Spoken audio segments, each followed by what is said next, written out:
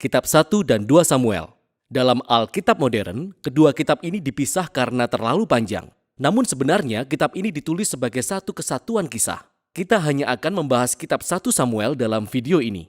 Jadi setelah bangsa Israel dibebaskan dari perbudakan di Mesir, mereka membuat perjanjian dengan Allah di Gunung Sinai. Dan kemudian sampailah mereka di tanah perjanjian. Di sana bangsa Israel seharusnya tetap setia kepada Allah dan menaati perintah perjanjian itu. Sebelum kitab Samuel, kitab Hakim-Hakim menunjukkan kegagalan total bangsa Israel dalam menaati perintah Allah. Itu adalah masa-masa terjadinya kerusakan moral dan menunjukkan kebutuhan bangsa Israel akan pemimpin yang setia dan bijaksana. Kitab Samuel memberi jawaban atas kebutuhan itu. Kitab Samuel berfokus pada 3 tokoh utama. Nabi Samuel yang menjadi nama dari kitab ini, lalu ada Raja Saul dan Raja Daud. Di era mereka inilah terjadinya transisi di Israel. Dari bangsa yang terdiri atas suku-suku yang dipimpin oleh hakim-hakim, menjadi satu kerajaan yang dipimpin oleh Raja Daud di Yerusalem. Dan kitab Samuel disusun dengan sangat indah, yang mengaitkan kisah dari 3 tokoh ini ke dalam 4 bagian. Samuel, dia adalah pemimpin kunci dan seorang nabi di bagian pertama kitab ini. Tapi kemudian dia juga memainkan peranan penting di bagian berikutnya, yaitu di kisah Saul. Dan kisah itu dibagi dalam 2 bagian. Saul yang diangkat menjadi raja dan kegagalan-kegagalannya. Bagian kedua adalah tentang kejatuhan Saul dan kematiannya yang tragis. Dan kemudian drama kematian Saul diikuti oleh diangkatnya Daud menjadi raja. Dan kisah tentang Daud ini dibagi dalam 2 bagian. Pertama-tama adalah masa-masa kejayaannya yang kemudian diikuti dengan kegagalannya yang tragis dan perpecahan yang terjadi dalam keluarga kemudian kerajaannya. Kitab ini ditutup dengan sebuah epilog yang merangkum kembali keseluruhan kisah ini.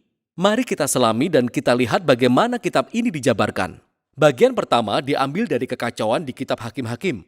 Dan kita disuguhi kisah yang menyentuh tentang seorang perempuan yang bernama Hana. Dia sangat sedih karena tidak bisa mempunyai anak.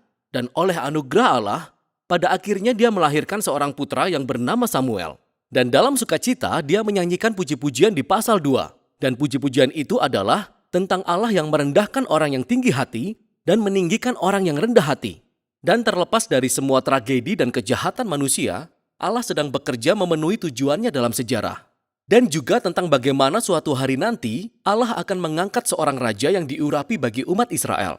Nah, puji-pujian Hana diletakkan di bagian awal kitab ini untuk memperkenalkan tema kunci dari keseluruhan kisah yang akan kita lihat. Seperti cerita berikut ini. Samuel bertumbuh dewasa dan menjadi nabi dan pemimpin yang hebat bagi umat Israel. Di waktu yang sama, bangsa Filistin yang adalah musuh bebuyutan bangsa Israel menjadi semakin kuat. Dan dalam sebuah pertempuran yang penting, bangsa Israel menjadi sombong. Alih-alih berdoa dan meminta pertolongan Allah, mereka malah mengeluarkan tabut perjanjian sebagai jimat ajaib yang seketika bisa memberi kemenangan bagi bangsa Israel. Oleh karena pikiran mereka yang angkuh, Allah mengizinkan bangsa Israel kalah dalam pertempuran dan tabut Allah dicuri. Lalu bangsa Filistin mengambil tabut Allah dan meletakkannya di kuil Dagon. Lalu Allah menghajar orang Filistin dan dewa mereka, Dagon, tanpa pasukan dengan mengirim borok-borok kepada orang Filistin, sehingga orang Filistin tidak lagi menginginkan tabut Allah, sehingga mereka mengembalikannya kepada bangsa Israel. Nah, inti dari kisah singkat ini adalah demikian. Allah bukanlah jimat bangsa Israel, dan ia menentang kesombongan di kalangan orang Filistin, tetapi juga di kalangan umatnya sendiri. Jadi Israel harus tetap rendah hati dan taat jika mereka ingin mengalami berkat perjanjian Allah yang mengawali bagian selanjutnya. Umat Israel datang kepada Samuel dan berkata, "Hei, kami menginginkan seorang raja seperti yang dimiliki oleh bangsa-bangsa lain. Pergilah dan temukan seorang raja untuk kami." Perkataan itu mengesalkan Samuel. Maka Samuel datang untuk berkonsultasi dengan Allah dan Allah berkata, "Ya, motivasi mereka keliru. Tetapi jika mereka menghendaki seorang raja, berikanlah saja kepada mereka." Dan kita diperkenalkan pada sosok Saul. Saul adalah sosok yang tragis karena dia terlihat sangat menjanjikan di awal cerita.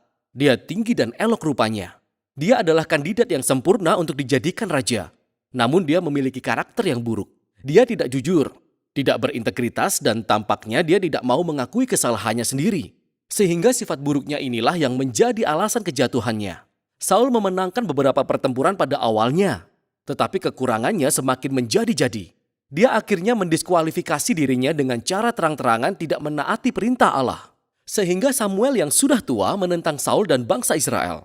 Dia sudah mengingatkan bangsa Israel bahwa mereka akan menikmati kejayaan di bawah pemerintahan raja yang rendah hati dan setia kepada Allah. Sebaliknya, Raja Israel akan membawa kepada kehancuran. Jadi Samuel memberitahu Saul bahwa Allah akan mengangkat seorang raja baru untuk menggantikannya. Dan kejatuhan Saul dimulai ketika di saat yang bersamaan, Allah sedang bekerja di balik layar untuk mengangkat raja yang baru. Adalah seorang gembala biasa yang bernama Daud. Dia kandidat yang paling tidak diperhitungkan untuk menjadi raja. Namun cerita populer mengenai Daud dan Goliat menunjukkan bahwa pilihan Allah atas Daud tidak didasarkan pada status keluarga, tetapi hanya berdasarkan kepercayaan yang radikal dan penuh kerendahan hati di dalam Allah Israel. Demikianlah kisah ini menjadi perwujudan tema puji-pujian Hana. Saul dan Goliat yang tinggi hati direndahkan, sementara Daud yang rendah hati ditinggikan. Di sini kita menyaksikan Saul mulai dikuasai oleh amarahnya sementara Daud diangkat menjadi raja.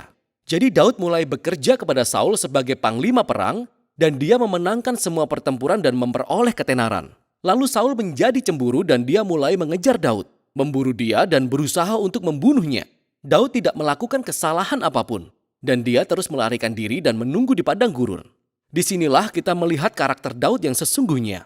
Dia memiliki banyak kesempatan untuk membunuh Saul, namun dia tidak melakukannya. Daud tetap percaya bahwa terlepas dari kejahatan Saul, Allah akan membangkitkan raja baru bagi umatnya. Yang juga menarik adalah kebanyakan syair-syair Daud yang bisa kita baca di kitab Mazmur berhubungan dengan masa-masa ini dalam kehidupannya. Dan syair-syair itu mengekspresikan sikap percaya yang sama. Dan bagian kitab ini diakhiri dengan kematian Saul yang mengerikan setelah kalah dalam peperangan melawan bangsa Filistin. 1 Samuel menceritakan beberapa kisah yang paling rumit yang pernah kita temukan di dalam Alkitab. Dan karakter Saul dan Daud digambarkan dengan sangat realistis. Dan penulis menempatkan kisah mereka sebagai pembelajaran karakter. Sehingga kita dapat merefleksikan karakter kita melalui mereka. Jadi dalam kisah Saul, kita melihat sebuah peringatan. Sangat penting bagi kita untuk merefleksikan sifat buruk kita sendiri dan bagaimana itu bisa membahayakan diri kita dan orang lain. Dan dengan pertolongan Tuhan, kita perlu merendahkan diri kita sendiri dan mengakui sisi buruk kita supaya kisah Saul tidak harus kita alami.